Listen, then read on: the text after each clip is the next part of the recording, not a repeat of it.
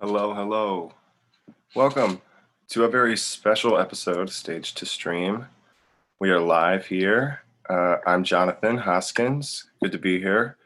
Over on our hello.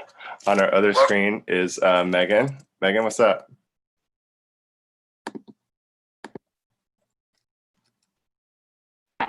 Hey, I came in too early. You got a nice look at my elbow there for a second. Yeah, I just saw you sneaking in, and I know.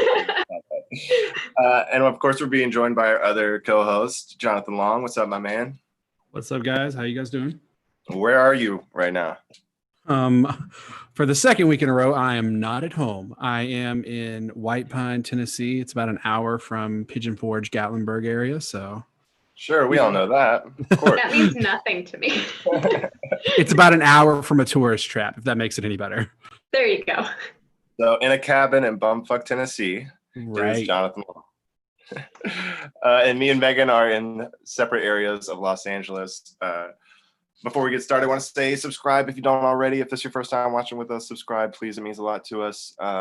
Like our stuff, whatever. We're trying to give artists a platform to really do cool stuff that may not have a platform already. So please do that. But we have a really cool episode today. It is a live stream episode on our YouTube, but we're also going to release it as a podcast because we just have one guest today. He's got a new solo album out. He's player 2 of the rap duo Tautology, but this is his solo album that's coming out, the Mental Health Project. In Atlanta, Georgia, we have JT Ryder, good friend of both me and Long. So we're really glad to have him on the show today. JT, what's up? What's up? Is he there? Did he leave us? No, he's there. No, I got this. I got this. He's gonna figure it out. Yo, technology is a hell of a drug. You came in late, but you came in clean. That's right. That's right. What's up, JT? Nothing much. How y'all doing? We're good, man. We're excited. Well, that makes 4 of us. So we're just gonna jump straight into it. JT's gonna talk with us for a while, but he's also gonna start out with a song straight off his new album. So go ahead, JT. Growing up. Yeah. He's gonna share with us. So.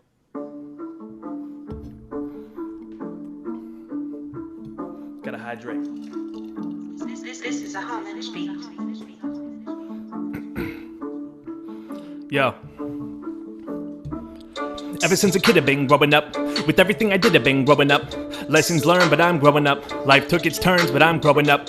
Ever since a kid I've been growing up. With everything I did I've been growing up. Lessons learned, but I'm growing up. Life took its turns. It was 1990 something when I found his new sound is bumping. Knew I was bound, had the crowd erupting, and I'm for real, man, I ain't clowning nothing. I was so astounded with the way it sounded. Man, you should have seen me. Head bobbing, foot tapping. Here's how it happened when I found that CD. It was summertime. Hot as fuck. Visiting my dad's family in Florida. Another long car ride. Oh my god, it sucked, but I had a CD player with the foam headphones, just put those on. Your cousin got so many CDs, just pick one. I was like, I don't know.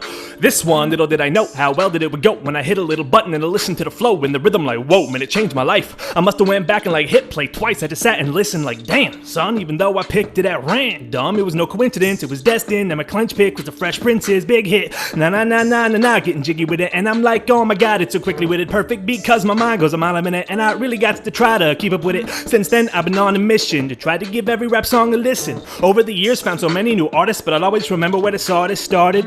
Ever since then, I've been growing up. Ever since a kid, I've been growing up. With everything I did, I've been growing up. Yeah, ever since then, I've been growing up. But my taste changed as I'm growing up. I might chase fame as I'm growing up. Used to bite the stars, but I'm growing up. Now I write the bars.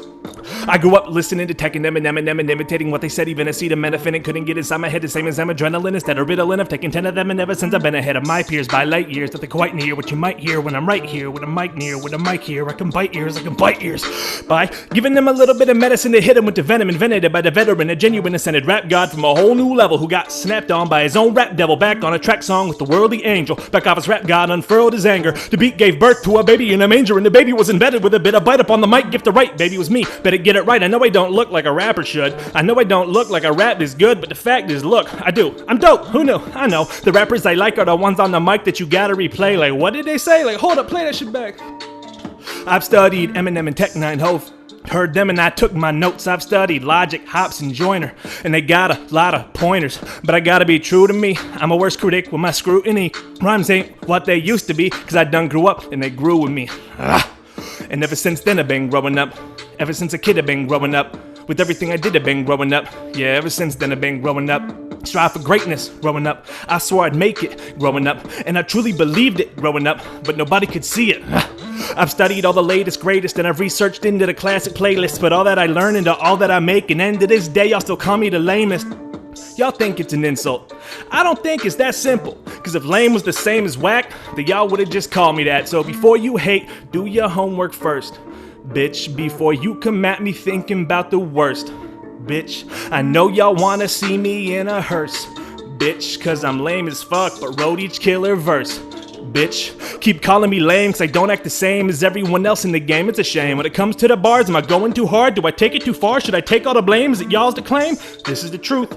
Green ain't a good color on you, so do what you do and just let me do me. We'll see who's better. Let the lyrics speak.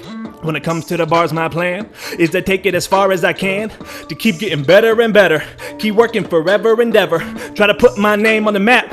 I know y'all don't want to see that, but no matter how big I'm blowing up, swear I'll never be done growing up. Hey. Yeah.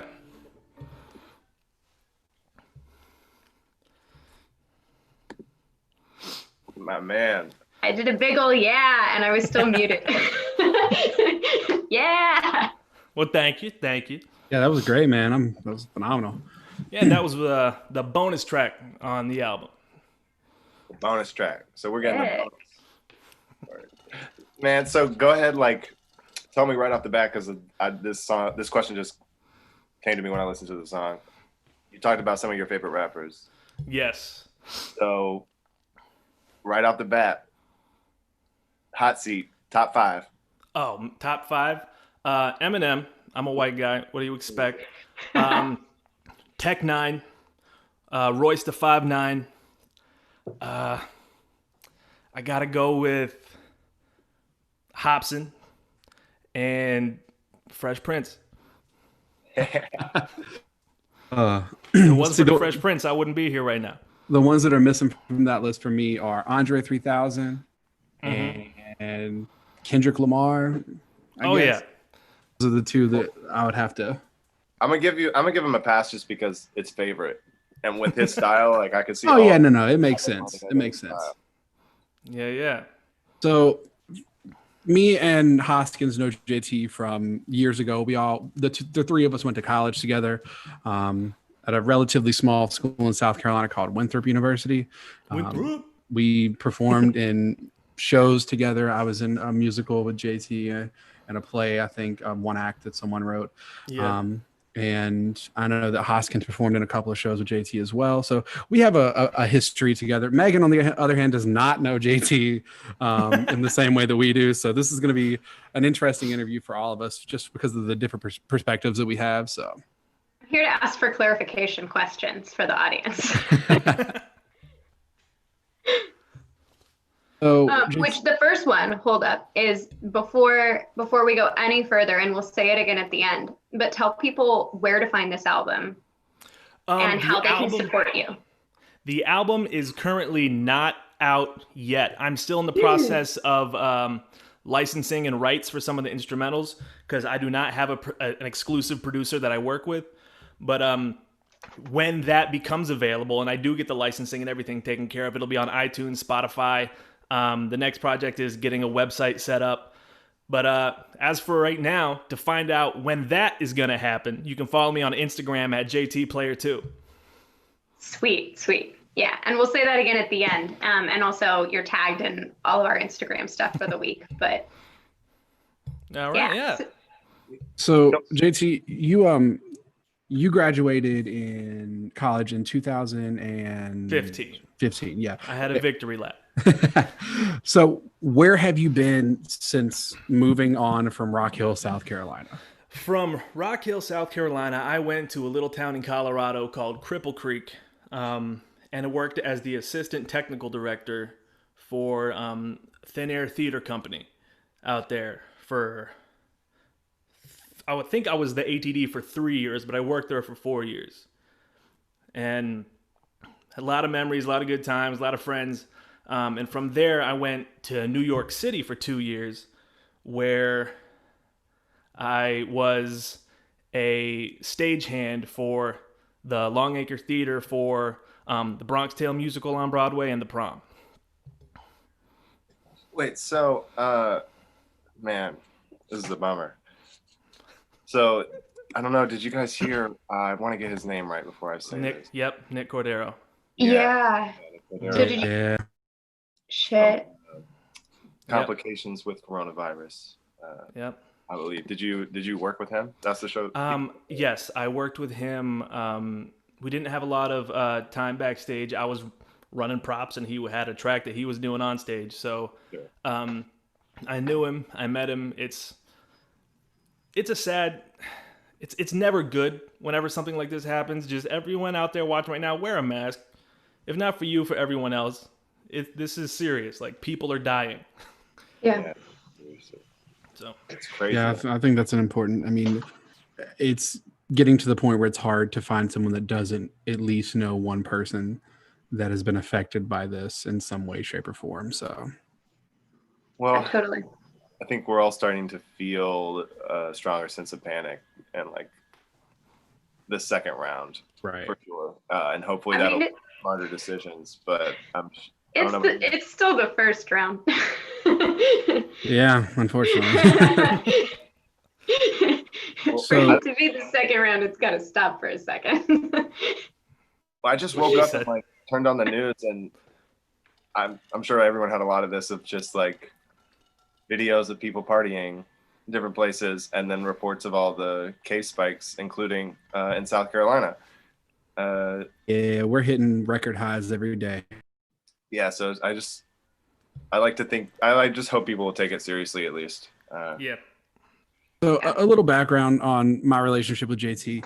JT was one of the first people I probably really met at Winthrop.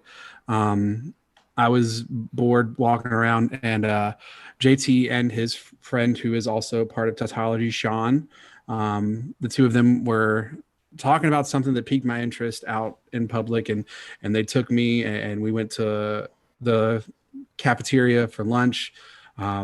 And I'm going somewhere with this. It relates to a question that someone asked in the chat. Okay. But While you're doing that, I'm gonna get my seat set up.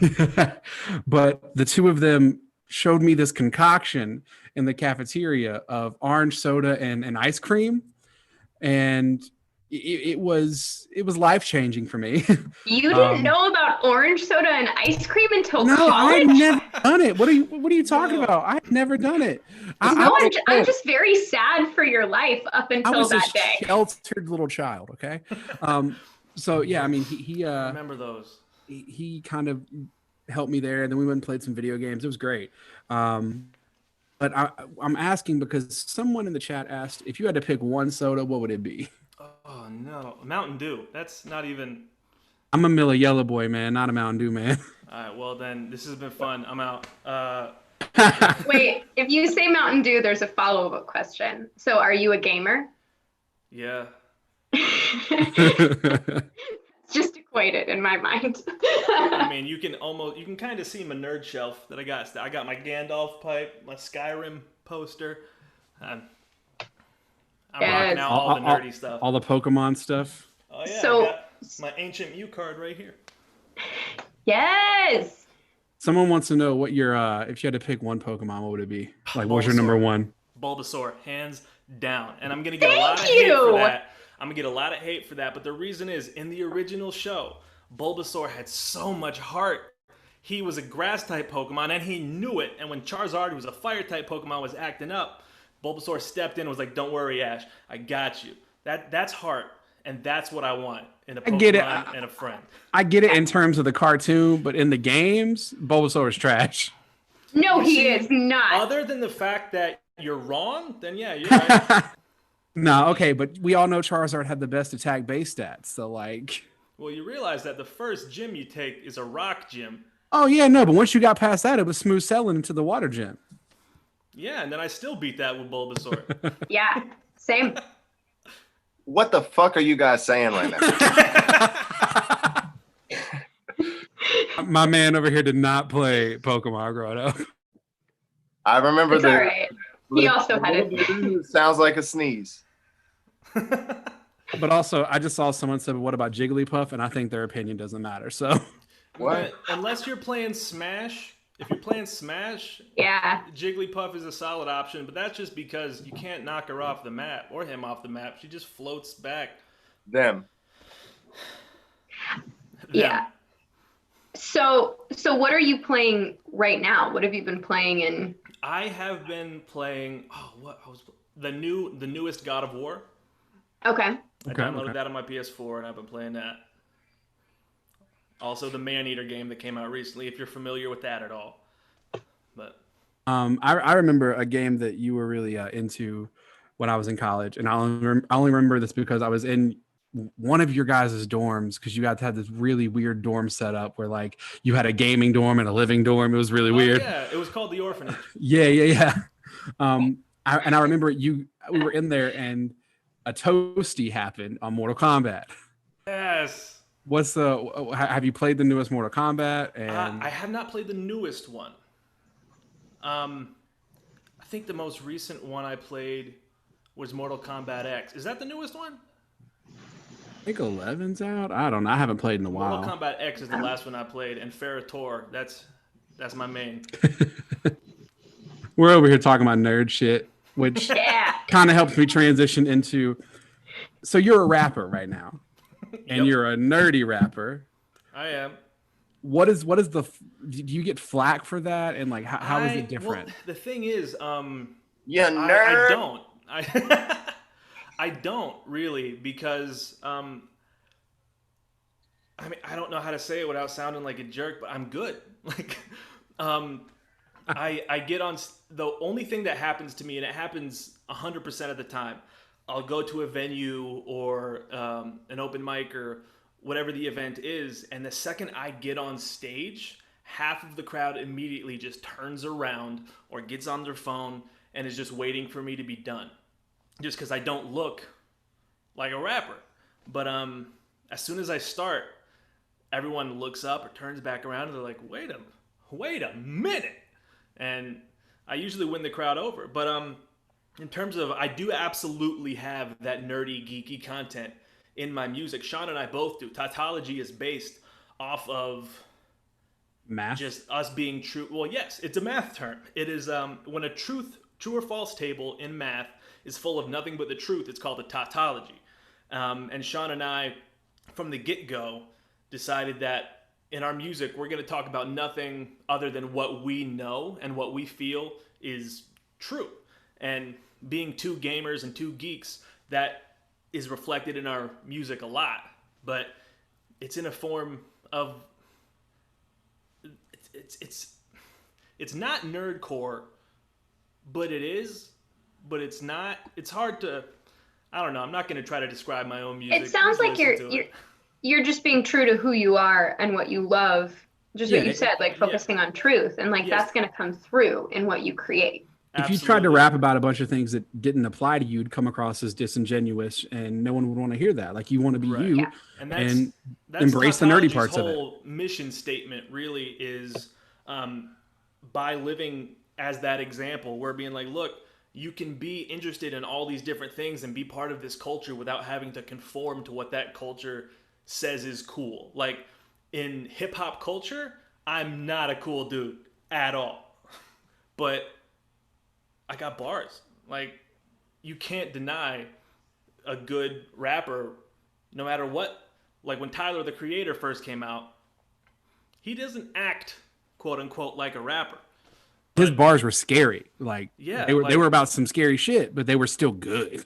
Yeah, exactly. And Tech Nine is a perfect example. One of my favorites. A guy who's inspired me and influenced a lot of my style and everything else. When he first started, he had long spiked red hair and he wore this clown makeup and he wore like priest robes and everything else when he was performing. And everyone was like, he's a Satanist, he's a devil worshiper, he's this and that. And that's just who he was. He wasn't actually a Satanist, but like, that's how he portrayed himself through art and through his music. And a lot of labels that wanted to sign him for his talent had no idea what to do with him because of the way he portrayed himself. So they just wouldn't sign him. And now he's the #1 independent rapper on the planet. I think that like the evolution of hip hop and like how it's just seeped into pop music in general has finally allowed there to be an audience for people that are different, and allowed the storytelling of rap to be able to be heard by a lot of different kinds of people. Absolutely. But I listen to so many. My cat is, I can't hide this. She's standing behind my laptop, whipping her tail to try to get in front of the camera. So here, your time is now. Your moment to shine. Congratulations. Everyone meet Pockets. But like one of the rappers that you mentioned a while ago, like I listened to Logic a lot. Yep. And at first, when I very first heard Logic, I did what those people did to you in the club. And I was like, whatever. Like, he's got a different thing. He doesn't seem hard or whatever I thought hip hop was supposed to be. But, you know, slowly as you listen to more and more stuff and give people opportunities, like you allow yourself to enjoy that awesome art, that awesome stuff that they are able to create and share to you. And then you find more connection points. I'm sure that like Tautology, you guys have been doing that for a while, and you have a small cult fan base though, right? Yeah, we have like it's a very small dedicated following of friends and fans from years ago. We're not going to sell out anywhere anytime soon. Like, we're not going to fill out an arena, but we have people that regularly listen to our music and randomly send us messages and texts and contact us on social media saying like, yo, I just listened to this song again. It was dope. I remember when I first heard it, blah, blah, blah, blah, blah. And so that's awesome to hear that kind of stuff. And it really encourages us and inspires us because we're doing it for those people that don't feel welcome in whatever they're involved in. Like, we've been told by a lot of people that really enjoy rap music and like that's all they listen to. They've told us like, I love listening to your music. You guys are so witty and clever and the wordplay and this and that and this. And people that just do not listen to rap have been like, I don't really like rap music, but I like what you guys talk about and I like doing this and this and this. So I think we're on to something. So yeah, I think later too, like once you can bust down that wall and have some connection points for people who don't normally listen to rap, like later they're gonna put on that Kendrick Lamar and be like, oh, like, absolutely, I kind of understand this a little bit more now. Yeah. I mean, listening to rap is it takes a trained ear for a lot of those more word heavy artists like Eminem and Tech Nine and Logic and Kendrick. You have to listen to each song a couple times to really catch everything they're saying. To this day, I'll listen to an Eminem song that came out years ago, and I'll still catch something new, and I'll be like, oh, snap, I never heard it like that before. And I think that's what I love about the genre as a whole, is that there's always something to pick up on almost every time you listen to it. So you said a decade, so do you remember, and this is a question from the chat, but where was your first live performance, and like can you go into that and like what that was like? Well, that's kind of a two-part question. The first live performance at Winthrop, they would have open mic nights every once in a while, and that's where Sean and I just kind of started doing it. We started doing it just ourselves when we found out that each other made that music and that we had that connection. He's my best friend in the world. We did it for each other. And then one day we were like, dude, there's an open mic. Like, we're good at this. We should go do it. And that was the first time an audience reacted to our music. And I remember walking off the Edge. It was the name of the stage in the community, whatever that building was called. I don't remember. The Giorgio Center. Yeah. I remember walking off the Edge, and people like were leaving their tables to walk over to us and like dap us up and high five and shake hands and be like, yo, that was dope, that was good, that was. And I think a lot of that comes from that shock factor that Sean and I have, where we get on stage as rappers and they know we're rappers because that's how we're introduced. and then they see us, and Sean with his hoodie and his necktie that he always had going on, everyone would see us and just be like, what? And his scooter. And the scooter. Oh my goodness. There was one time someone flagged us down on campus and just like from their cars, they were driving by, they were like, hey, scooter guy. It was amazing. Sean was a celebrity. But yeah, first live performance was an open mic night at the DeGiorgio Center. You know, I kind of think we're close to time for another song. All right.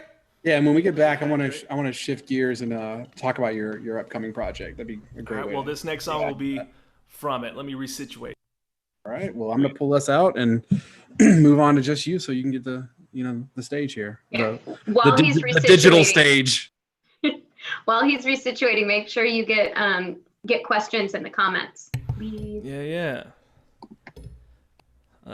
This next song is one of my favorites from the Mental Health Project. It's called Mr. Williams. So, get my breath.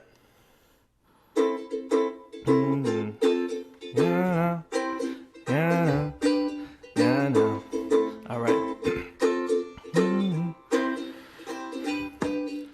New day, same shit. You say that it's not that bad, dude, I got your back. But when I feel sad, I put on my mask to make people laugh. So they walk right past it. I got my past, start forgetting it. Dark thoughts, I don't let them in. Okay, let them in. Time to pretend again. Like I'm fine, dude. What's with the questioning? I rehearsed this conversation in my head, and my bet I perfected it. You ain't gonna get past my rhetoric. You gonna say it's for my betterment. I'm gonna say appreciate the sentiment. Then my mask gonna laugh, and you will too. Gonna keep it deep within again. You laughed in my face when I said I have suicidal thoughts. Face it, you're the reason that this mask in my face are adjacent. You take medication, cause you face the same shit, but can't handle the fact that maybe your baby ain't complacent. Even if it wasn't true, even if I was running to you to cry for attention, you think was something serious to mention? That maybe there's something under the surface, something more to it, maybe something worth looking into, but screw it.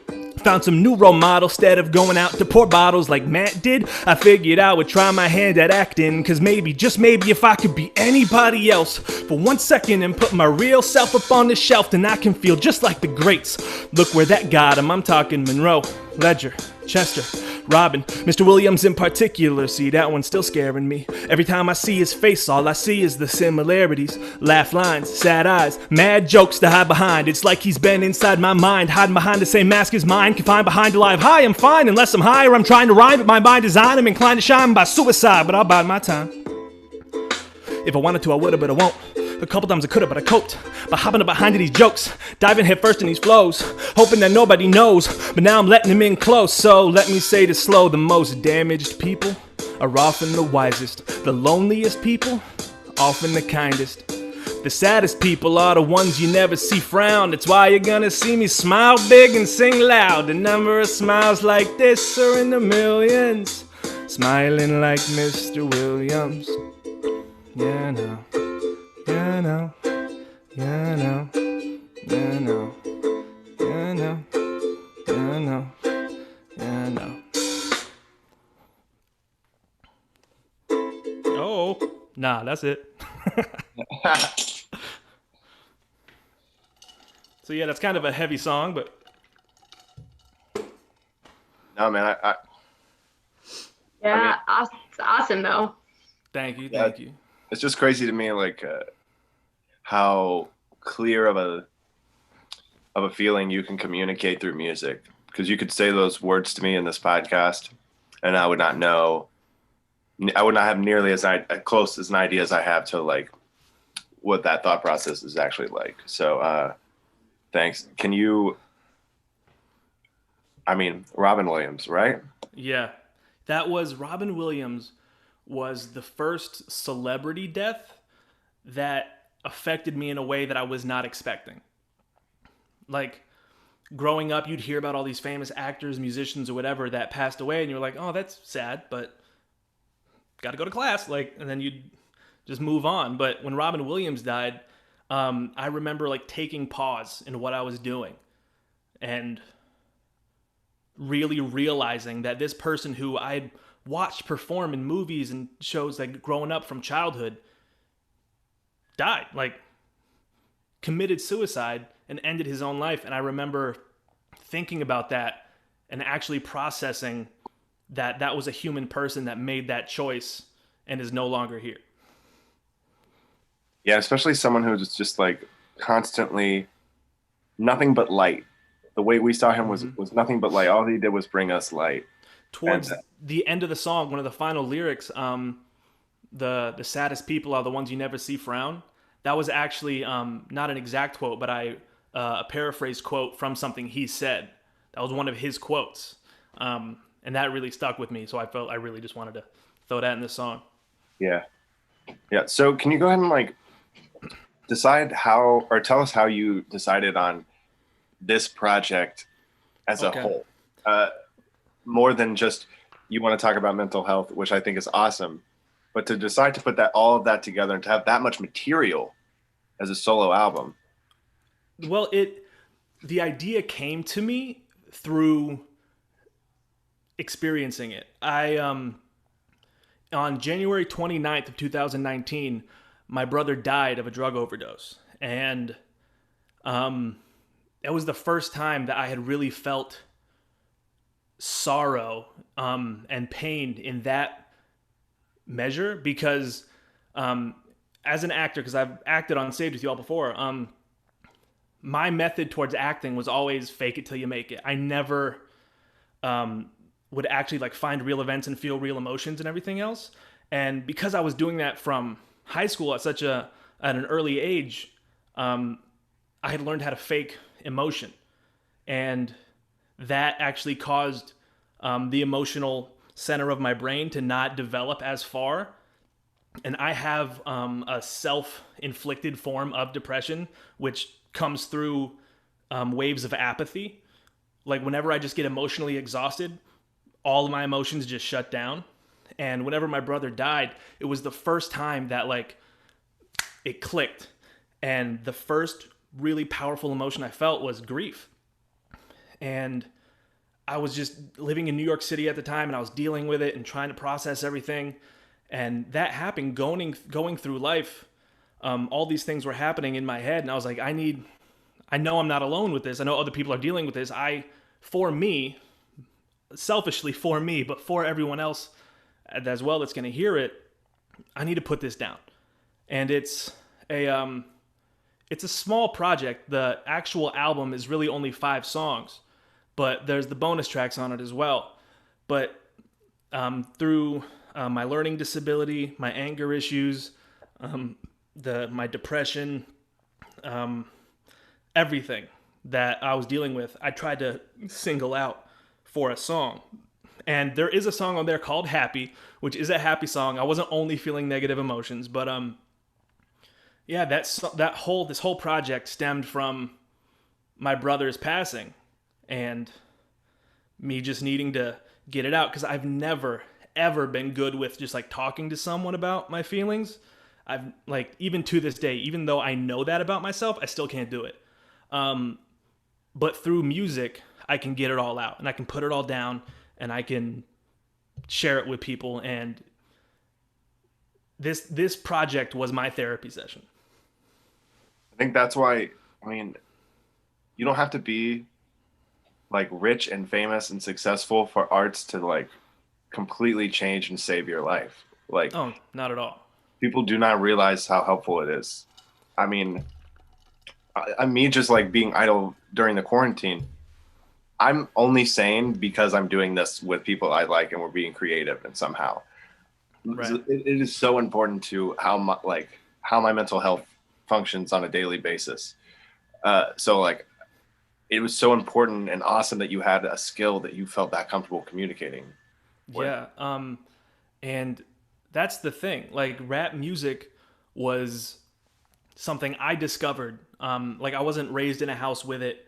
It was just something I discovered. And because of my learning disability, I never cared about music before rap music, just because my brain, I have attention deficit disorder, diagnosed in like 98 or whatever it was. So I've always been able to, like, when I'm listening to a song, I grew up listening to country because my dad listens to it. At the end of each phrase, I could figure out, well, the next line's going to be this, because my brain's like going back and forth, shooting neurons and everything else. The first rap song I heard, Getting Jiggy With It by the Fresh Prince, was the first song I heard that I had to try to keep up with. And the second I heard that song, I was like, whatever this is, I'm in it. And because of that, yeah, I was able to, and am able to put it all down.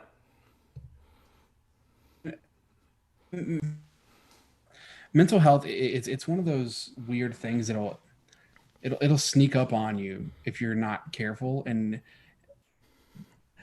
I have been struggling with things my entire life, and I didn't really get the help that I needed until a year and a half, maybe 2 years ago. And I'm about to turn 27, you know? So, I mean, it's one of those things that like something can change in you, and you just realize, holy shit, all these things that I've been feeling, there's a reason for it, whether it be a chemical imbalance or, um, an experience in your life that kind of sets you off this path. So I think it's great that you have a creative outlet that has been helpful to you. Um, but I do want to know what has been one of the more difficult things about channeling these feelings and experiences into your music. What the way I write music, is very sporadic. Like a lot of people that I talk to and I've worked with, like they get their instrumental and they sit down and they listen to it and they write to it and they get it all done in one sit or this or that. I usually just have a spark of an idea or a spark of a feeling that I'm like, what is the word for that feeling? And I just kind of come up with it, and I'll instantly go try to find a beat or an instrumental or something that has that feeling in its sound, and I'll just keep playing it, and I won't come up with anything. I won't write anything. I'll just throughout my days listen to it, and then just whenever I have like no sound, I'll turn the beat off, everything else. I'll just start coming up with lyrics in my head, because my brain has, since high school, since I started really listening to rap music, I've always picked up on rhythm and rhyme and all these different verbal patterns and structure that you can have. And I'll just start coming up with it in my brain, and I'll have to like write it all down, and like I'll piece all the different pieces together later. And the hardest part for this particular project was that when I'm writing and doing that, I have to put myself in that mind state. And the scariest one for me, while I was writing it, was the song Nice Guy, about all the anger issues I was having at that time, living in New York City and going on the subway and everyone's inconsiderate and this and that. And there were, I mentioned it in the song, but there were times that I'd be on the subway and I would be thinking to myself, I want someone to do one thing wrong, to give me an excuse to just physically let loose all this anger. And it's not a good instinct to have, because I'm a big guy. Like, I'm 6'4", 200 something pounds. But that's a natural instinct. It is. And I've struggled with that my whole life. I used to get into fights all the time when I was a kid. And once I hit 17 years old, and I was like, from here on, I can go to jail. So I need to, and I just stopped doing it, but I still have those urges and everything. And that, putting myself into that violent headspace while writing that song was hard to do. And I didn't hurt anyone. Like, I didn't like physically lash out while I was in the process of writing that song, but I feel like it affected the people I was working with and just who I was and the energy I gave off. But the song's dope, so that's good. But in a sense, the song was a way for you to release some of that violent energy. 100%, absolutely.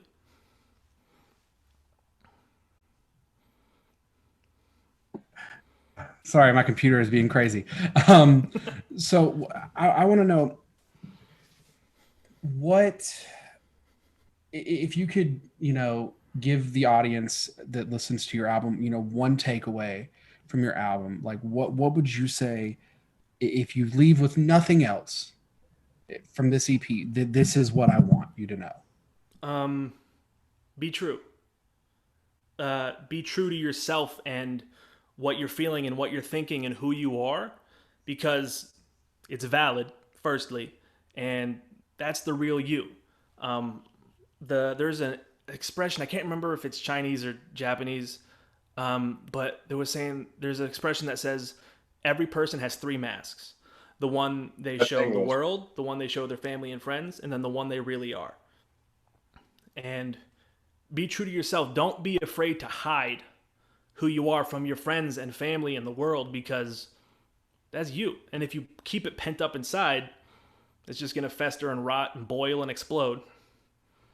When just be you and be true. So, and I'm, like I said, I'm someone that's been dealing with my mental health a lot these last 2 or 3 years. I'm recently married and not recently really anymore, but in the grand scheme of life, recently married. And I know that it has an effect on the relationships with people that I care about. And I know that you are engaged, correct? Engaged, and yes. So how is one being a rap creative and a fiance really, kind of affected one of the other or each other? And how is, dealing with your mental health? How is having a spouse there helped or been difficult? In terms of being a rapper and being in a committed relationship, honestly, that particular aspect doesn't necessarily affect it. I only ask because my wife is, I'm a high school theater teacher. My wife is Right. the most supportive person when it comes to my high school theater endeavors and my community theater endeavors. So I want to know, rap is a She's in little the different chat right now. rap is a little different than theater, but It is. I want to know, how it Oh, helps. she has been nothing but supportive. When we were in New York City, I found this club that would do the hip hop season rookie of the year contests, and they would do it every month. And she came with me every time, and she was, whether it was just her and I was up on stage and she was just alone in the crowd, very supportive. Having her by my side while I'm doing this, because this isn't my job yet. That's the goal, but it's not yet. So I have a full-time job where I'm trying to get a living wage and everything else. So in my free time, this is what I do. And when I'm not doing this and I'm supposed to be, she'll remind me. Anna, you're watching. I know you are. But yeah, she's been nothing but supportive and helpful.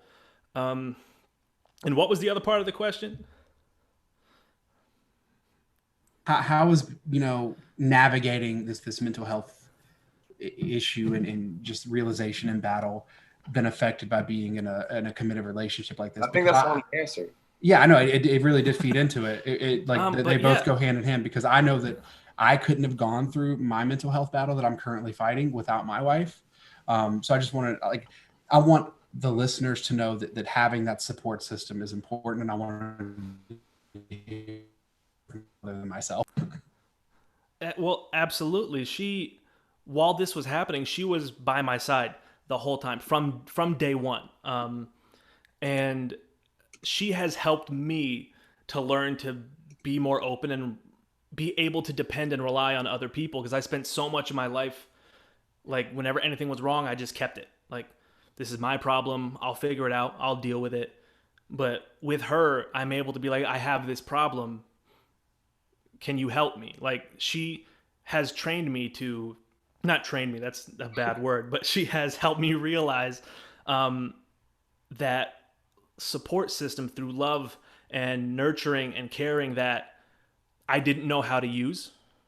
And now I have that. And it made the whole process 10 times easier and then some to have. It's like your brain has to recondition itself to be like, it's okay not to have to fight this alone. Yes. It's okay to, hey, I'm broken today and I don't know what's going to fix it, but I know that you're here to help me figure that out.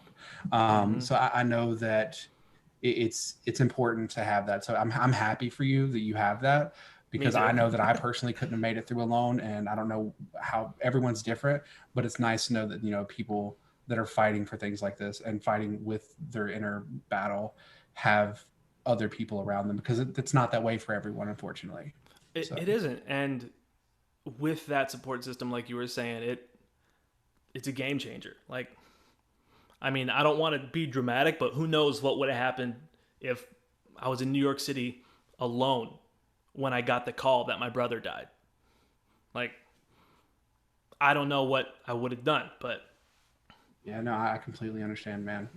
And it doesn't have to be a spouse either. I mean, family to me are the people you choose to be your family. Oh, yeah. I know that if I can't get in touch with my wife, I know that I have someone in California with Hoskins to call if I need something, even if it's just to talk on the phone for an hour and help me through it. I've got that.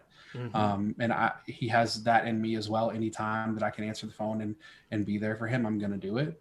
Absolutely. And I know that you had that relationship with someone like Sean because you guys were so close. The old saying, the blood is thicker than water, is an abbreviated version of the original quote. The full quote is the blood of the covenant is thicker than the water of the womb, which basically means the bonds you choose to make in life can be a closer connection than your family. And that's a perfect example, because Sean by no way is blood related, but I lost my blood related brother, but I still had Sean, who is a brother. Right. I think, I know that. I mean, I've definitely gone through. I mean, we're kind of at an age now where everyone has kind of probably gone through some serious grief, and sometimes, unfortunately, it takes that and the people that are really standing with you through that to understand who's there with you. But you have to have a positive support system around you, just for your own mental health on a day-to-day, not just for the worst times, but just for the day-to-day. You have to surround yourself with the right kind of people that really care and are a positive influence in your life. And I don't know about you guys, and I'm interested to hear, like, if you guys had struggles with like cutting people off, because I'm genuinely like a pretty nice guy. So when I let somebody in, they're in, but I've hit points in, like, especially in adult life, where it's like, oh, maybe this person isn't the best influence for me and I need to cut them out. Well, and Jonathan, you know that especially in high school, I was way too forgiving to a lot of people, and I let people hurt me and was always willing to let them back in.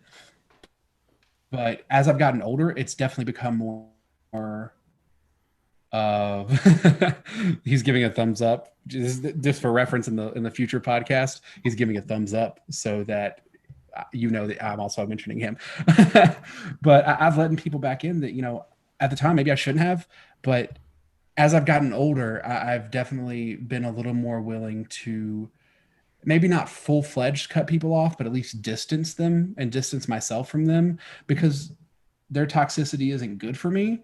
And JT, I don't know if you want to speak on something like that, if you've had people in your life that like may have taken advantage of you or really just shown you that, like, hey, you're not good for my mental health or my mental state right now. I don't know that it was a specific people, but there were specific situations that, if I did cut myself out the way I probably should have, I wouldn't be where I am. So I guess in one way I'm glad I pushed through it and just dealt with it. But there were a couple toxic groups of friends I had in high school that, as I like look back now, I realized that it was one of those they weren't laughing with me, they were laughing at me situations. And that was all of high school. Like, every one of my interactions with them, I thought I was with my group of friends when they were actually, I was their dinner for schmucks that they would bring to places. I was their Steve Carell. And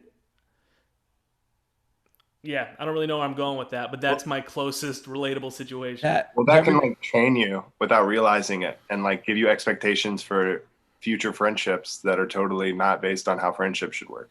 Well, I mean, I'm introverted like AF now, and I don't know if it stems from that or whatever, but I have, like, in terms of close friends, I have Anna, Sean,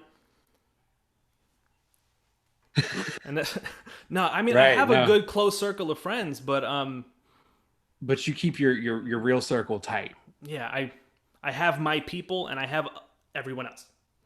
See, that reminds me of, I don't know if anyone else watches Dave with Lil Dicky, but oh yeah, there's an episode that is legitimately that, where he realizes his high school friends were like using him to make them laugh, and not in a good way. And it's so, I guess, important that we realize that, like, a little bit of reflection on our relationships, it's very important that we reflect on who is actually there for us and who is just there because it helps them get through, and they're not going to give back into that relationship at all. Well, yeah, I think, and it goes to what JT said about the takeaway for the album of like being true to yourself. And it's like, it doesn't have to be like this condemning thing on the other person's character either. You know, it could be like, this isn't a good fit. And like, I need to accept that it's not a good fit. And maybe it's because I'm not in the best place right now. So Right.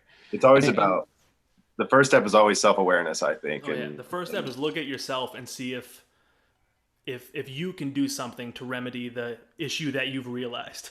Because if I would have done that in high school, I would have realized that I'm pretending to fit in with them in order to be in this group. Then they didn't even really want me there. We're so willing to realize that, like, romantically you and someone else may not be compatible, but when it comes to like friendships, it's not something we reflect on enough, because friends can be completely incompatible and not even realize it. And it's something that, like, again, we just don't think about that enough, because it's like, oh, I'm not like romantic or intimate with them, but you're still close with them and you're still letting them in your life. So you really got to take that moment to see through that. Yeah.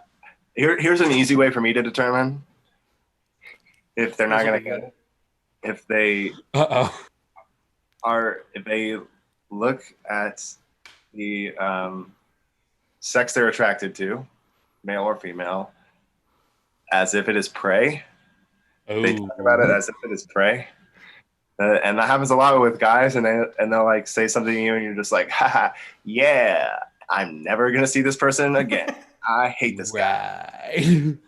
That was creepy. I'm going to move on.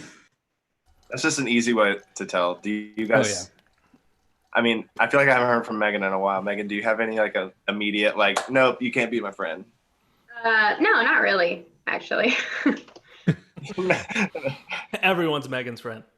No, that's not true either. But I don't think there's any like hard and fast rule about that necessarily. I agree, that's pretty gross. And women do that too. There's a lot of women who do that, who judge men for doing that.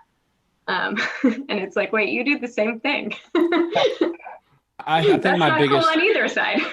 my biggest red flag is if someone is so self-absorbed with, you know, pity me or this is my life and it's been terrible and like help me, and they never want to give back when someone else needs help. Like, that's the red flag for me, where it's like, oh, it's just them, and maybe it needs to be just them right now, but also I need help too. And so we're not compatible. I'm not saying you're a bad person if you're reaching out for help all the time. What I'm saying is I can give you the help that you need, but it's not going to be beneficial to me because I'm also in need of help. And whenever I ask you for help, you push it. You have to build up. So I think, what you mean? Like, you got to like build up to asking for help as a friend. Right. Hey, I'm Jonathan. Nice to meet you. Hey, can I use your truck this weekend? Hey, I'm Jonathan. Nice to meet you. And I'm broken and need a therapist. Will you actually be my therapist for me? Free? Late at night? Will you talk to me? I'll text all the time. And if you don't respond, I will blow your phone up 3 times in a row. And if that doesn't work, then I'm coming over. Where you live? I was going to put your address in the contact as well. I think you just defined for me what the like only nope. There you go. We figured it out. So JT, Yeah. I know that you have always kind of been the funny guy, and I know that you kind of talked about that in the song you performed earlier. But what do you? I'm trying to figure out how to phrase this, but I guess what I'm trying to ask is, in terms of like having that duality in personality, how should someone in your own, I guess, opinion and experience. Yeah. How do you think someone should navigate someone like that? Because I know that it's so easy when someone's funny all the time to just be like, oh, that's who they are. Like, Yes. how do you think someone should address someone like that? Just be there for them. Like, I mean, that's the only way to put it. If someone is like, if you have that person in your life that is always funny, always making jokes, they never seem to have a problem, just be there with them. Because the reason they're there and making all those jokes is because they need someone there. That's the reason they're with you. Just be there with them. And if you're with them long enough, you'll eventually start to realize, oh, that's where this is coming from. And if someone's funny all the time, they might just be a funny person. Like, it could just be that easy. But yeah, just be there for people and don't be a shit human being. Like, just be nice to people. That's the solution. I was just gonna say that I think that like I can categorize a good friend as someone I can sit in silence with. And so Right. I am someone that will want to put on in certain situations or just want to be totally quiet. It's one or the other. And I have friends that do both. And like you said, like at first someone may just do that. But once you hit that like soft point in the friendship where you can just sit in silence and like just be and be like, no, I like you even if you're not putting on. Like, Yeah. I like you all the time. I like you when you're funny too. I think the moniker for me of someone that I'm like, okay, I completely trust you and I want to be friends with you is when I go out of my way to do something, be it creative or constructive with them, because it's like, not only do I like you, but I respect you and your opinions. Even when you piss me off, I still want to work with you because like, I know that we work well together. And I know this is true for me and Jonathan, because when I work with Jonathan, sometimes he will piss me off, but I know that in the end, we both just want to be successful with something. And so I think that, again, you got to surround yourself with people that are both helpful for your mental health. And if you're a creative, someone that is helpful that way, even if they're not like the most creative person, if there's someone that can kind of foster and help you flourish creatively, then they're good for you. Again, I take that from my wife. My wife's not the most creative kind of person in terms of like art. She is very creative in other ways. But in terms of art, that's not her thing. But she helps me flourish artistically because of the other specific things she's good at. I had a question. Okay, this came up in a conversation with me and a friend. So this may stalemate a conversation that we're having here. But it's a real question I have. What is the difference between creative arts and the arts? What makes something a creative art? Well, I don't have a specific answer to that, but I can tell you the reason I switched my main focus from acting to music was because as an actor on stage or in film or anything else, if you are not directing, writing, producing, designing, constructing, performing, and all of that, you are in some capacity a conduit for someone else's art. As a musician, I am able to write all of it is me. And I don't know if that is like specifically the difference between arts and creativity in the arts, but that what you said reminded me of that initial thought that I had. Yeah, That actually, go ahead, Megan. that actually brought me to a question I've been wanting to ask you. So as a person with a musical theater background, who's also a rapper, there's been it's actually been like a while that the worlds have slowly been starting to merge, that hip hop and rap have been showing up more and more in musical theater, as hip hop and rap become more mainstream as well. So what are your thoughts about that? Has there anything that's been particularly inspiring about that? Does it drive you crazy? I think for not only the genre of rap music, but the culture of hip hop, from where it's come from, that now there is a hit Broadway musical made in that genre, says something about the growth of that culture and that art form. But like Hamilton, obviously I was talking about Hamilton just now. Right. The only issue with it is that genre, that art form was created in at that point, like the more poverty-ridden areas in society, and it has become this global phenomenon. And to put the show Hamilton and the message that that show has on Broadway with the cast that they had is a message that needed to be seen and heard by the world. But the only people that could afford tickets to go see it were the people that it wasn't for. Right. Right. Which is one of the reasons I do appreciate that it is one of the larger musicals to go streaming like it is.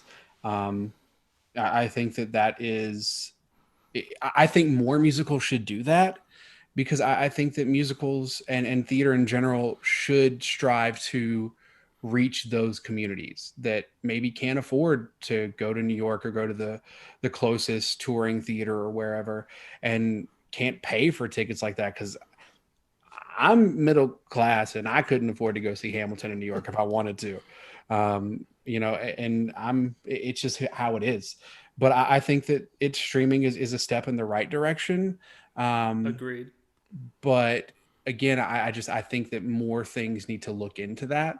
Well, Lin-Manuel Miranda definitely had a lot of programs that other musicals didn't have to do outreach. I remember seeing right. That is very true. Lots of public schools, and did a show for them and had them perform and did a workshop. Where did they go? I think there was a natural disaster somewhere, and they went and built a stage and did a show there. Oh wow.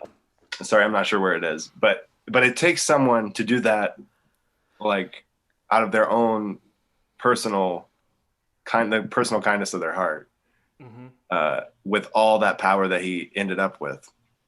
But you're right, Jonathan, on an institutional level, there should be more outreach. We should be an art that's inclusive.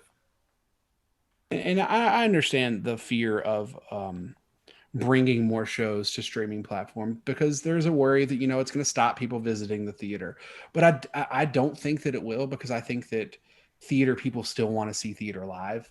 And the streaming... I argue that the bigger issue is that it's not built for the camera. Right. You're excavating something out of its proper medium and plopping it into something else. It's also very expensive. No, I completely understand. But I just think that at least having some form or access to it would be nice. And the chat is letting us know that they went to Puerto Rico, which was after Hurricane Maria. So that's what I thought, but I was terrified to be wrong. So thank you.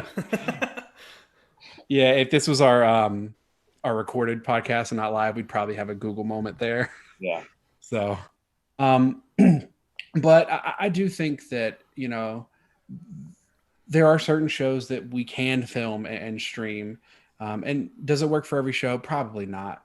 But, Broadway HD is a thing, and their catalog is a little sparse, but they're trying, and more shows are trying. I mean, the SpongeBob musical did it recently too. And whether you hate or love that musical, whether you like or don't like that musical, the Foley artist on stage, give that man a Tony.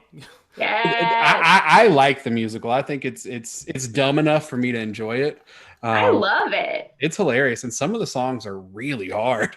Some of the songs are great. It's going to be done a lot at theaters in the future. Oh no, I'm already trying to figure out a way to do it. I just don't have enough boys. And when I mean boys, I mean just male voices, because my school is very sparse on baritone voices. So am I weird? Because I say sparse. Am I weird? I say both. I No, I think. I say sparse. I say both, depending on the context, and also it's 11 It's o'clock like here. pajamas. Megan, what is it? What do you say? I don't know. Sparse. Ha, Yeah, Log, maybe- you're weird. Sparse. Log's the weird one. Tell me something I don't know. Yeah, you're the cool, unique one, the rebel. I don't know about all that. Well, I want to, get back to some general questions for you. We talked about, your favorite rappers and everything. Who is someone that, and this is from the chat, who is someone you would consider to be the most underrated rapper? King Crooked. Okay. Who is was on Shady Records, and if you ask me, is on the same level as Royce to 5ix9ine and Eminem, but is never in that conversation. And I feel like he should be. If you don't know any of King Crooked's music, just look him up. All of it's great. Never heard of him. See? Definitely will look that up. Yeah, exciting new things. Somebody in the comments also mentioned something about a D&D rap. A D&D rap? I do not have one. That is absolutely something that Tautology would do. Yeah, they asked, will you make one? Oh, will we make yeah. one? Yeah, I'll put it on the list. I actually, before this podcast went up, I make D&D dice rolling trays, like this one. Yay! And before the podcast went up, I rolled my D20 and got a nat 20, so I knew it was going to be a good show. My wife is trying to keep me from playing D&D. I always No, wanted to play. try it. Be you. Be I true. wanted to try it, and let she's her like, hold I you don't back. know. Wait, so I actually have a fun D&D rapping story that will hopefully provide you with some inspiration. I'll keep it fast. So we were playing and we were just starting, and my friend was being an asshole, and so we're in character creation, and he knew he wanted to play a bard, and we're like, okay, cool. But and we're playing like not anything special. We're playing like traditional Right. D&D, okay? And he's like, I want to be from the future, and I want to have time traveled back, and I want to be a rapper who doesn't realize that he time traveled back and doesn't know what's happening. And he's adamant about this. He's being such a dick. And I hope he's watching. He's being such a dick about it. And finally, I was like, fine, Chaz, you can do that. But since you're a bard, for your spells, you have to rap them. Fun story. My best friend, Sean Rodriguez, who was in a campaign when he was living in Massachusetts, was in a campaign where he was playing a bard. And every time he voiced his character, he rhymed everything he said. Yes. Yeah. My wife would appreciate this question in the chat, but they want to know where you would rate T.I. on your best rappers list. My wife loves T.I. T.I., he is up there just in general or a personal list? Both, I guess. Because, say what y'all want to say. On a personal list, for me, he's going to be lower than he would be on a general list. He's definitely, I was going to say top 15, but I'm going to say top 20 to be safe. Just because I'm a rap hipster, and I'll admit to it. I look like one. There's so many names that I have listened to and regularly listen to that most people don't know. But so a lot of those characters, yeah, talking about D&D, a lot of those rappers are on my list. I don't know that he cracks the top 20 for me just because of things like Wu-Tang Clan. He cracks the top 20 for me because of what he did for rap in Atlanta. That's fair. But also Outkast is from Atlanta, so like he's nowhere near there for me. But he was a completely different subset. Yeah. Oh, I get it. Rubber Band Man, come on. But also one of the worst lines in a feature ever from My Love, Justin Timberlake. Uh-oh.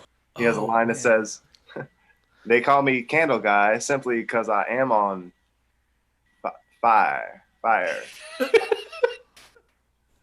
Hey, it's still not as bad as some of 2 Chainz lyrics. My wrist is never shot out. I'm like, what up, wrist? But that's funky. He's true to himself. But that's the thing. That goes with a lot of rap delivery. T.I.'s cadence and the way he says words, he can rhyme things in certain ways that other artists can't just because of how he communicates and the way he verbalizes. So just the tone of his voice is very interesting. That's one thing I will say is like where he sits when he raps vocally, I really do enjoy it. Oh, T.I. is definitely so high on the list of like as soon as he starts rap, like one of the most recognizable voices in hip hop, right up with E40. I love me some E40. Do we have anything else from the comments? Because I did have another question. They had about the question about the regional rap. Oh yeah, that's a good one. Yeah, so the question was basically, what differences do you hear? Because you spent time in Colorado, and of course now in Atlanta and New York, and then Sean, being up in the Northeast. So what differences do you hear regionally? Honestly, not a lot anymore, just because rap has become such a big thing that a lot of different artists from all kinds of different styles can hear other artists from all the way across the planet. So people draw their inspiration and everything from all over. But in Colorado, it was a whole lot of chopping. With Tech Nine having a strange music based out of Kansas City, Missouri, the Midwest does a lot of really fast, quick, guttural, just like just really fast rapping. Atlanta has had more of a kind of slower, melodic, toned voice rapping, but nowadays the different regions don't necessarily define any specific sound anymore. Yeah, because if I loved E40 and Oakland rap and just listened to that forever instead of listening to Outkast and T.I. and 2 Chainz in Atlanta, because I mean, I listened to them because they were close to where I'm from, and of course, there's something about that slowed down melodic thing that is Southern in its roots Oh that yeah. would attract me. But that is cool how much everything is spread. One of my favorite creative, both artists and actors, is from Atlanta. That would be Donald Glover, Childish Gambino.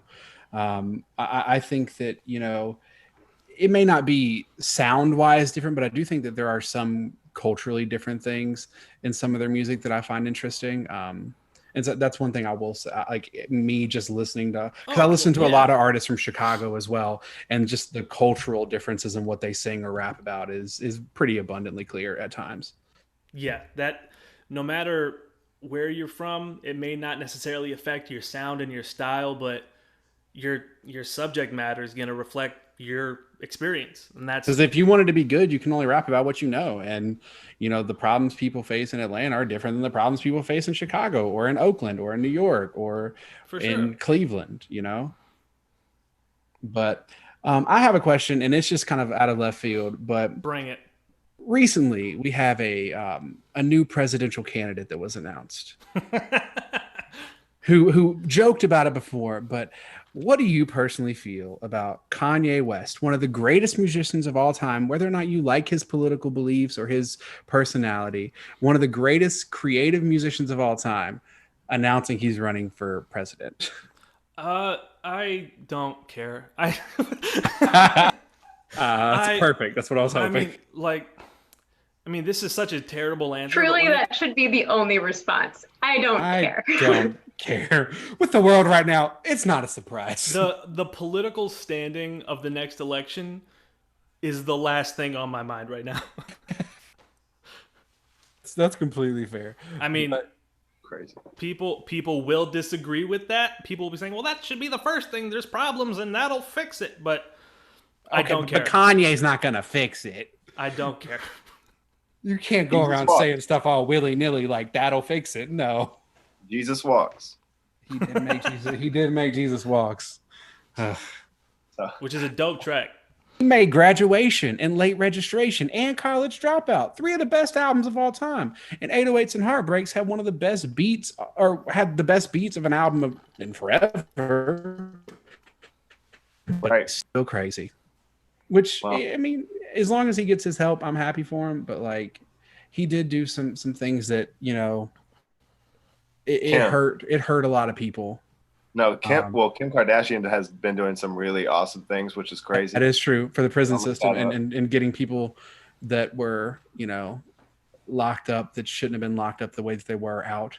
You know, I will say that's one benefit of Kanye's relationship or former relationship with the president. Oh, anyway, so that's not even So that weird. big of a segue from this last question that I have. This is for everybody. I want us to all just go around. We are not experts, so please do your own research and seek your own help for mental health. But I just wanted us to go around and give 1 or 2 tips for something that you do routinely to kind of help yourself, big or small. And I'll start. And this is really simple, and everybody should try to do this when they can. But exercise, even if it's just walking around for 10 minutes.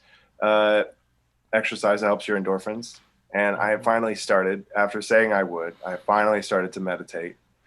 Nice. So I'm doing that most days, and I can actually tell a difference. and it is really frustrating sometimes at first, but by the end of it, it feels good every day.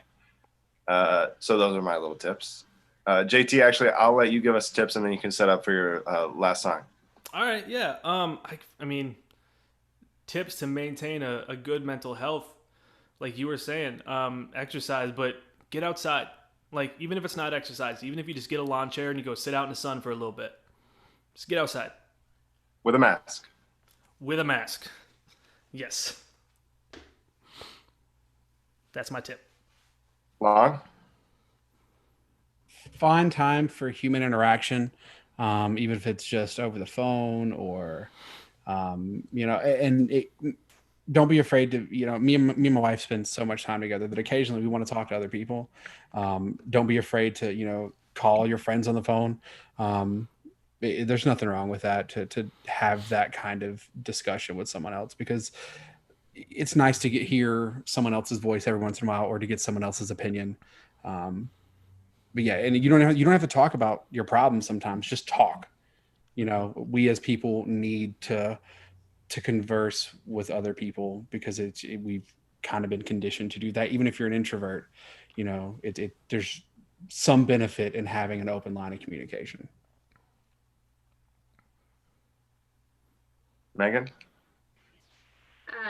It took decades, literally, for me to start seeing a therapist. And thankfully, I had a lot of friends who were very open about their situations and their relationships with their therapist, and why they began going to one, and how it had helped them, and how to pick a good one. And so, yeah, it literally took decades, but I can't speak highly enough about it in my own life, especially in distinguishing between like what is trauma and what is me having a bad day, and when am I operating out of and like even having the confidence of like, I didn't think I was a person who was at a point that needed medication, but I don't know that. So being able to go to a person and be like, do I need to medicate? What's the process forward? Having a mental health professional who's an ally in that has been really helpful, and has been really helpful in quarantine too. Yeah, I think finally the stigma has changed. Therapy is something, I heard this recently, something we should celebrate. Like when you go to the gym, it's like you're working on yourself, and it may be hard to go sometimes, but it's a positive thing. Don't be like, oh, well, I'm in a decent place now, so like I can kind of float. No, like don't wait to get to the bottom. And I think that, during this quarantine, like all these tips are very important, because being locked inside is not like being locked inside, not allowed to do anything, not allowed to do the things that, you do every day. If it's certain work, like I haven't taught since February, and, that's what I was doing every day. And, these tips are very important and very helpful. And a lot of people are going to have some self-realization in this quarantine. So I think that this episode it's a wonderful discussion to have. And I really appreciate JT being open and honest with us about it. I can't stress how great it has been to have someone that is creative, and not only creative, but honest about their situation on. Yeah. So. Thank you. Definitely.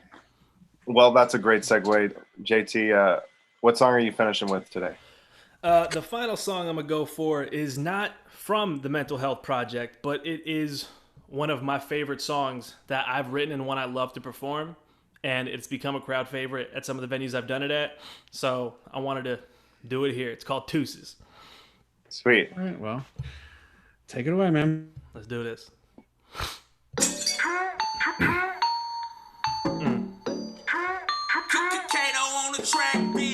Atlanta's own. All right. People always want to know, how do I do it, how I do it, how do you take what you talk about and do it to this music? I say those geeky words ain't always fluid, it's how you use it, they say we'll prove it, I say the truth is, man, I just do it. This is fucking stupid. Gotta be the one to get up on the beat and lose it. Who's this kid with the loosest tulips but a strong swing like both Bruce's, Wayne and Banner? I'm a comic book cool kid. How many times do we gotta go through this? You think we're the same? You need a genie in a bottle. Cause you wish, no wonder why you want it with the way that you spit. But compared to me, man, you look foolish. Now I'ma need to take a bigger breath before I do this, because I'm about to take off like a cruise ship. Too many people want to be the one to tell me that I'm never gonna be able to make it in this music, but they're the same people that can't back facts, ain't heard my tracks, so the yapping clueless. But wait a minute, when I come to rap and everybody on stage is a laugh attack, like where the rappers at? Y'all lemurs to me, y'all need to move it. Make room for the dude to come through with the kung fu, hit the mic and bruise it. Back when I said both Bruces, make it 3, add Lee into it. Enter the dragon, dramatic as Mushu did, like a great white on some shark bait, ooh ha ha. 4 Bruces, that's how I take to the stage and show you that there's nothing to it. I know I'm the best at this and I just cannot wait to prove it. You think your stuff is the shit, but I know the truth, here's the cruel bit. Only way yours is the shit is at the zoo if baboons threw it. This ain't a battle, somehow you still lose it. Cause all you do is mumble on the track and auto-tune it. If you call yourself a rapper, then do that, you're worse than Brutus. Meanwhile, I play with words so well, got Shakespeare shaking in his tunic. Ooh, shit. Let me strip it down like a nudist. You just can't have the mic in your hand if you ain't the kind of man to make improvements. Like Mountain Dew into 2 bottles of Grey Goose's. Old habits die hard. Yippee-ki-yay, mother. 5 Bruces. Plenty of fish in the sea to be choosing. Talking about rappers, most of them these days all just be sounding so stupid. The lyrics are clueless, message useless, so I got a plan. What we do is, there's plenty of fish in the sea. So, give me my harpoon quick! So I can run them through with the 2 tips, cause they got rap ruined. These newest rappers in the game wanna sound just like Dr. Seuss did. Like 1 fish, 2 fish, red fish, blue fish. Only difference between the 2 is Dr. Seuss had a clue into what he was doing, so he used it. He was imbued with the way to speak to these children, and he knew it. But the message that these rappers feed their kids is downright ghoulish. Like I need to call Scooby-Doo in to smooth out these new illusions. But leaders lead by example, so maybe I should do it. Look, you're not alone.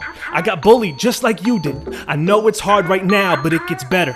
Push through it. Drugs, guns, and drinking ain't the problem-solving toolkit. Be smart, be you, be true. Tautology. Deuces. Hey. All right. Thanks, man. I love Thank y'all. that shit goes hard. Yeah, man. I'm, Thank you, thank yeah, thank you so much for joining us today, man. Yeah. Thank you guys for Thank having me. you. This was a lot of fun. That's I really player 2 of appreciate it. Tautology, the rap duo. Your partner in crime, Sean Rodriguez. Check them. Where can Absolutely. they check out Tautology? Is there a place they can look that up too? We have a SoundCloud that I will put the link to that SoundCloud back in my Instagram bio. Originally, the link to this live YouTube feed was in the bio, but I'm gonna switch that back. You can find my Instagram at JT, like Justin Timberlake, but JT Player 2, all one word, on Instagram. And yeah, the link in the bio will be a link straight to our SoundCloud page. Word. And once Yeah, go check them out. once this solo album's actually ready to release, JT's gonna have to come back on and do something with us. Yeah, man. Absolutely. That'd be great. I mean, I've already got 2.5 songs started since I finished this one. So, I mean, Man. I'm in quarantine right now. What else am I doing? what else are you gonna do, man? What else? Good. Get married. That's what Well, else. thank It's about you. time, man. We've already had to push the date back once. Thank you, JT. Thank you, everyone that listened live. Thank you, everyone that's going to Yeah, thank you. be here. Thank you. We might have a couple little tags on at the end. If you watch live, please check us out on the podcast as well. We're on Apple Music or Apple Podcast and Spotify. Just look up Stage to Stream. We'll have a little tidbit at the end that you guys don't get to see live. So please check us out there. Yeah. We also have 4 other great episodes up, and we'll have a couple more episodes coming up pretty soon. You can also find us on Instagram at Stage to Stream. Anybody else got anything to say? Make sure the audience knows and everyone knows. I just want to say, you're gonna, even if you just watch this live stream, you're gonna want to get the notes, because I already have some feedback in the chat. So- T.I. and because he invented trap music, so we need to do a little research. That's gonna be on the notes. Yeah, if you don't know, we give each other notes after, and in the podcast version, we discuss our performance in the interview, and also just some topics, and we give each other feedback and notes, and sometimes they're funny and sometimes they're targeted. So if you want to hear that, please find us on Spotify or Apple Podcasts. So, well, I got nothing else to say. I appreciate you. I appreciate all the people that watched. JT, you're awesome, man. I can't wait to Thank you. hear the full project in its entirety. You and me both. Thanks again for giving me this opportunity to share it with as many people as we could. I appreciate it. Fuck yeah. Thank you. Hope to hear from you soon, man. All right, right back at y'all. Love, peace, chicken Love. grease, deuces. Thanks, everybody.